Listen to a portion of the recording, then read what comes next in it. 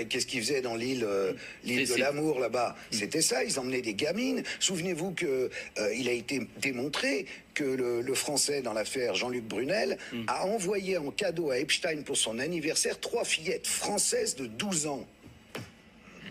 La procureure des îles Vierges, où est située l'île de Epstein, elle fait une enquête quand les Américains disaient bon, il est mort. Elle a fait une enquête, elle a retrouvé des filles qui ont essayé de s'enfuir à la nage. Vous imaginez un peu? Et on en parle. Le Jean-Luc Brunel en question, il a été entendu? Non.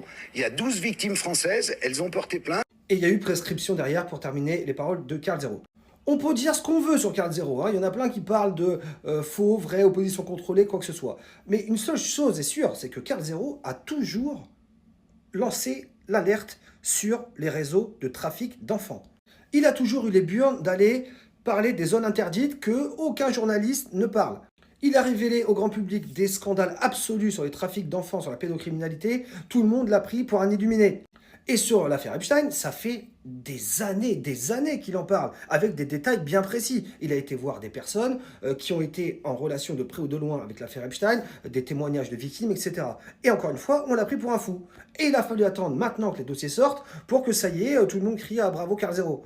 C'est fou quand même cette propension qu'ont les gens à ne pas croire soit les complotistes, soit les lanceurs d'alerte, soit les gens qui essayent d'aller plus loin dans la vérité, après toutes les preuves qu'il y a eu où il fallait donner raison à tous ceux qui ont été pris pour des fous.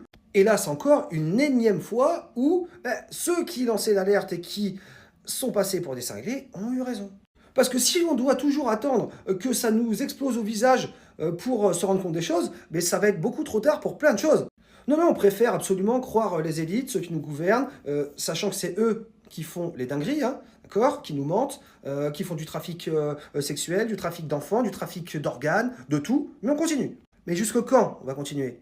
Jusqu'à quand? Jusqu'à ce que ce soit vous ou vos enfants qui soient mêlés? Là, c'est sûr, hein, ça va vous réveiller instant. Hein.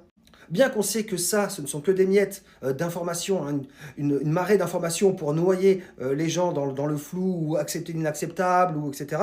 Il va falloir quand même, je pense, hein, pour ceux qui n'étaient pas encore dans le game, de se focus un petit peu ou de se concentrer un petit peu sur ce genre de problématique, non? On ne peut pas sans arrêt rester spectateur de ce qui se passe, dire oh là là, c'est pas bien, oh là là, oh la pauvre, le pauvre, etc. jusqu'à temps que ça t'arrive. Ah non, à un moment donné, il va falloir trouver des solutions pour que ça n'arrive pas, justement. Mais pour ça, il faut se sentir concerné et ne pas mettre des œillères en disant ah ça m'arrivera pas, ça arrive qu'aux voisins. C'est ça la problématique. On est encore très loin. Bonne journée à tous et à bientôt.